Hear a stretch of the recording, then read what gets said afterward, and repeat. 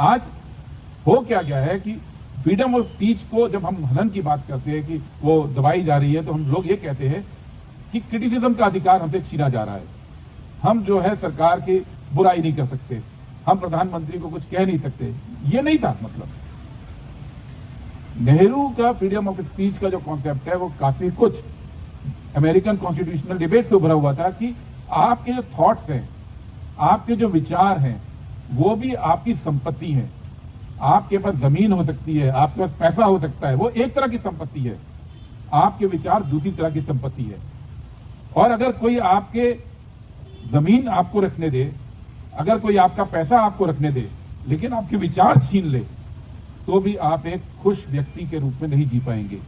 Happiness also flows from thoughts, और वो विचार को व्यक्त करने की आजादी भारत के अंदर होनी चाहिए। ये बात नेहरू ने 1931 में कराची रेजोल्यूशन में पहली बार फॉर्मली कही थी। वो सोच के तहत है कि नागरिक क्या है। नागरिक को आप सब कुछ दे दीजिए, आज की भाषा में बोले तो 8 किलो अनाज भी दे दीजिए, 5,000 रुपए भी दे दीजिए महीने के। ये होगा, ये वेलफेयर स्टेट का हिस्सा है, लेकिन उसकी सोच पे पाबंदी नहीं होनी है। अदरवाइज वो एक प्रसन्न नागरिक नहीं बनेगा। लेकिन आरएसएस ये नहीं मानती। 1931 से लेकर 1949 का पीरियड, ये वो साल है जिसमें नेहरू बार बार फ्रीडम ऑफ स्पीच की बात करते हैं। कांग्रेस के रेजोल्यूशन में आता है, कांग्रेस के अधिवेशनों में इसकी बात होती है, अखबारों में लिखा जाता है, लेकिन उस पूरे दौर के अंदर आपको एक लाइन नहीं मिलेगी कि आरएसएस के सरसंचालक ने या किसी और व्यक्ति ने फ्रीडम ऑफ स्पीच के ऊपर एक शब्द भी लिखा हो। और वो लिखते थे। उस पीरियड में उन्होंने बहुत लिटरेचर लिखा है, आज मौजूद है, पब्लिश लिटरेचर है, लेकिन फ्रीडम ऑफ स्पीच की बात नहीं थी, क्योंकि वो इसमें यकीन ही नहीं करते थे।